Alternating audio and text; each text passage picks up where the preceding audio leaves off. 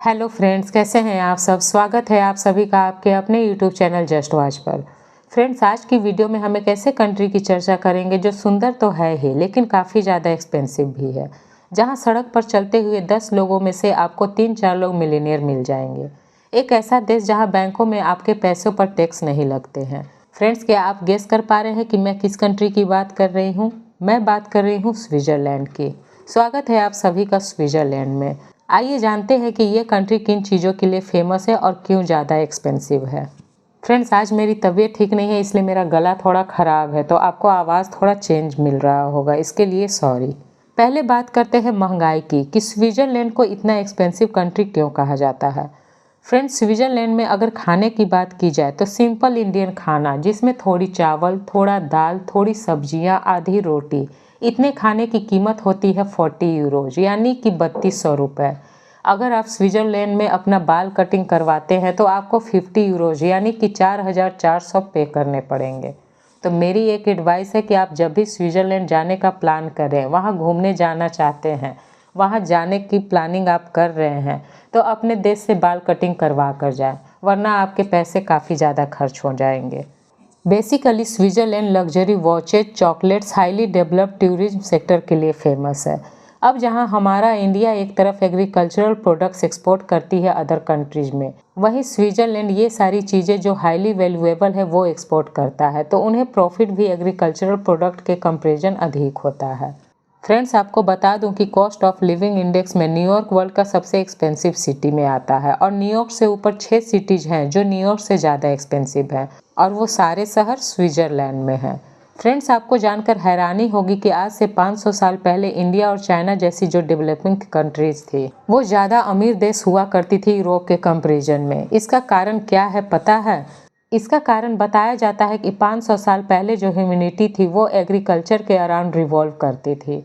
वो time agricultural revolution का time था, लेकिन जब से इंडस्ट्रियल रिवॉल्यूशन आई तो सभी जानते हैं कि वो पहले यूरोप में आई, और इंडस्ट्रियल रिवॉल्यूशन आने के बाद जो पूरी दुनिया की इकोनॉमी है वो एग्रीकल्चर से स्विच्ड होकर इंडस्ट्री के बेसिस पर रिवॉल्व करने लगी। थ्योरी के अनुसार इंडिया और चाइना की क्लाइमेट एग्रीकल्चर के लिए काफ़ी कंफर्टेबल थी। यहाँ की ज़मीनें फर्टाइल थी खेती करने के लिए, तो यहाँ के लोग आराम से अपना जीवन यापन कर सकते थे। वहीं दूसरी तरफ यूरोप में ठंड अधिक होने के कारण वहाँ का क्लाइमेट बहुत ही हार्श था। यूरोप के क्लाइमेट और इन्वायरमेंटल कंडीशन ने वहाँ के लोगों को इनोवेटेड थिंकिंग की तरफ फोर्स किया, और यही रीजन था यूरोप में इंडस्ट्रियल रिवॉल्यूशन के शुरू होने की। अब क्योंकि पूरी दुनिया की इकोनॉमी पर इंडस्ट्रियल रिवॉल्यूशन का इम्पैक्ट है, तो यूरोपियन कंट्री आगे निकल गए इस मामले में। अब आप सभी के मन में ये क्वेश्चन उठ रहे होंगे कि यूरोपियन कंट्री तो बहुत है, लेकिन स्विट्ज़रलैंड ही इतना एक्सपेंसिव क्यों है? इसका एक रीजन बताया जाता है कि यहाँ रहने वाले लोगों में मिलीनियर्स ज़्यादा है, मतलब बहुत अमीर अमीर लोग यहाँ रहते हैं। यहाँ 11.8% एडल्ट पॉपुलेशन मिलीनियर हैं। अब आप सोच रहे होंगे कि आखिर क्या कारण है कि सारे अमीर लोग यहाँ ही पैदा होते हैं, कोई रीजन है क्या?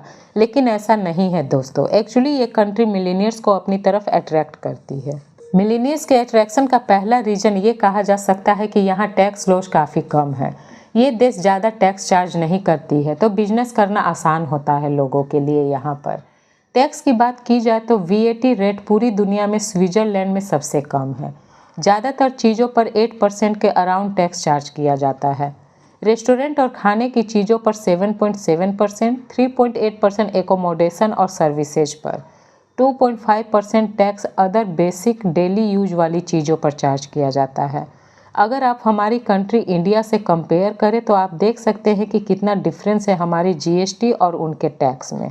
इतनी एक्सपेंसिव कंट्री का एक फ़ायदा ये होता है कि यहाँ के लोग जब बाहर की कंट्री में जाते हैं तो उन्हें वहाँ की चीज़ें सस्ती लगती है। मिलीनियर्स के अट्रैक्शन का दूसरा कारण ये है कि यहाँ के बैंक्स काफ़ी सेफ हैं उन लोगों के लिए जो अपना पैसा बैंक में रखना चाहते हैं, मनी लॉन्ड्री कर अपना पैसा वाइट बनाना चाहते हैं। स्विस बैंक के बारे में तो आप सभी सुने ही होंगे। तीसरा और सबसे इम्पॉर्टेंट रीजन जो है वो ये कि स्विट्ज़रलैंड की हिस्ट्री बहुत ही सेफ और स्टेबल कंट्री के रूप में रही है, तो जाहिर सी बात है कि कोई भी अमीर लोग सेफ और स्टेबल कंट्री में ही रहना चाहेंगे, क्योंकि हर वो इंसान जो दूसरी जगह जाने में कैपेबल है वो ऐसी जगह जाना पसंद करेगा जहाँ लड़ाई झगड़े ना हो, धर्म के नाम पर दंगे और हिंसा ना हो, लोग एक दूसरे को नीचा दिखाने और शोषण करने में ना लगे हों।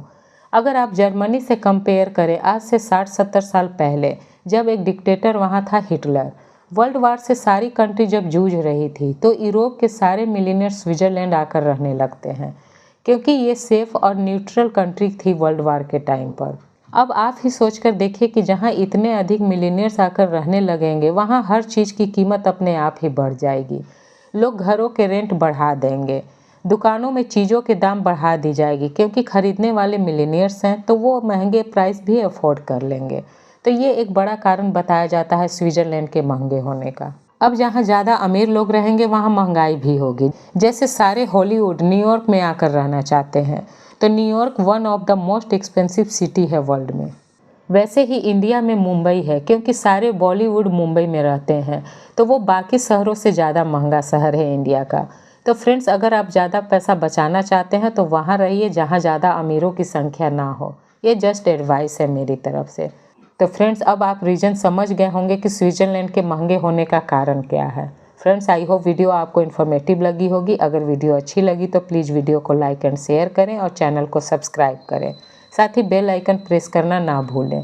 हम आपके लिए चैनल पर ऐसे ही इन्फॉर्मेटिव वीडियो लाते रहते हैं। Thank you for watching.